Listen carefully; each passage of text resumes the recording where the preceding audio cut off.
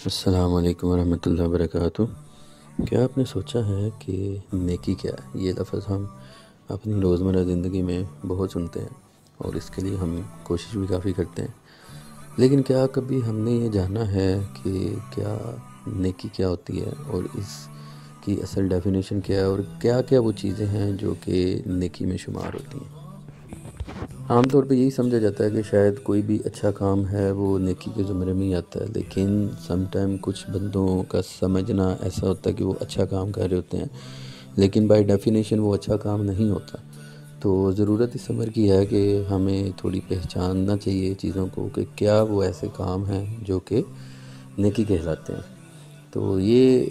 چیزیں سمجھنے کے لیے ہم قرآن پاک سے ہیلپ لیتے ہیں، اور قرآن پاک کی ایک آیت ہے اسی سے ڈائریکٹ جو ہے وہ ہم دیکھتے ہیں کہ نیکی کیا ہوتی ہے۔ یہ سورہ البقرہ کی آیت ہے 177۔ تو اللہ تعالیٰ اس میں فرما رہے ہیں، اصل نیکی یہ نہیں کہ تم اپنے منہ مشرق یا مغرب کی طرف کر لو، بلکہ نیک وہ ہے جو اللہ اور قیامت اور فرشتوں اور کتاب اور پیغمبروں پر ایمان لائے۔ اللہ کی محبت میں عزیز مال، رشتہ دار اور یتیموں اور مسکینوں اور مسافروں اور سائلوں کو اور غلام لونڈیوں کی گردنیں آزاد کرنے میں خرچ کرے، اور نماز قائم رکھے اور زکوٰۃ دے، اور وہ لوگ جو عہد کر کے اپنا عہد پورا کرنے والے ہیں، اور مصیبت اور سختی اور جہاد کے وقت صبر کرنے والے ہیں، یہی لوگ سچے ہیں اور یہی پرہیزگار ہیں۔ اگر دیکھا جائے تو یہ ایک بڑی ہی جامع آیت ہے جس کے اندر جو بھی نیک اعمال ہیں اور نیکی کیا ہو سکتی ہے اس کے بارے میں بڑی واضح باتیں ہیں۔ تو اگر ان کو لسٹ ڈاؤن کیا جائے تو یہ بڑی موٹی موٹی چیزیں ہیں، یہ سیلف ایکسپلینیٹری ہیں۔ تو ہمیں چاہیے کہ زندگی میں یہ ساری چیزوں پہ ہم غور کریں جو بھی چیزیں اس آیت میں مینشن ہیں، اور ان چیزوں کو آخری حد تک کرنے کی کوشش کرنی چاہیے۔ جو نیک عمل اس کے اندر مینشن ہے، اگر ان کی ہم ڈیٹیل کرنی چاہیں تو اس پہ گھنٹوں گھنٹوں چاہیے۔ اس کے بارے میں احادیث بھی کافی ہیں، جو چیزیں یہاں پہ مینشن ہیں، جیسے کہ نماز کیسے قائم کرنی ہے، زکوٰۃ کیسے دینی ہے،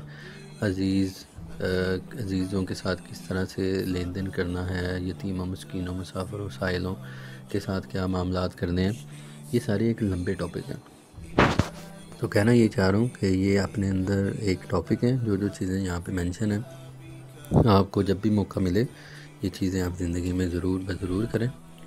اور نیک اعمال کو ہم پہچانیں۔ سم ٹائم یہ ہوتا ہے کہ ہماری زندگی میں بڑے سارے نیک اعمال ہمیں بتائے جا رہے ہوتے ہیں، لیکن اس کی قرآن و حدیث سے کوئی نص موجود نہیں ہوتی،